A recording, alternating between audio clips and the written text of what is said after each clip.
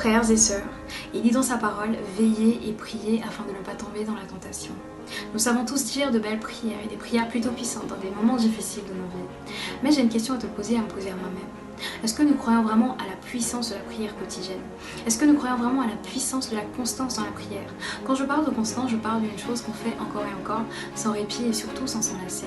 Je vais comparer le rapport qu'on devrait avoir avec la prière à celui qu'on a avec la nourriture. Nous savons que si nous ne mangeons pas assez, que si nous mangeons mal, notre corps s'affaiblit, notre immunité aussi, et nous devenons vulnérables à toutes sortes de maladies.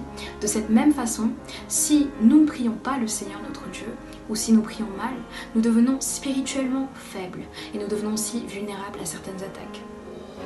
Par contre, si nous prions le Seigneur de tout notre cœur, de toute notre âme, nous devenons forts car lui-même il nous fortifie. Et nous devenons de moins en moins vulnérables à toutes sortes d'attaques car le Seigneur lui-même devient un bouclier pour nous. Quand nous sommes dans la présence du Seigneur, quand nous faisons de nos vies même une prière constante, une prière quotidienne, une prière continue, le Seigneur descend sur nous par les moyens de son esprit. Il nous fortifie, il nous rend invincibles en son nom. Il efface nos peurs et installe à la place une certaine confiance, une assurance. Il efface nos problèmes et nous donne à la place des solutions.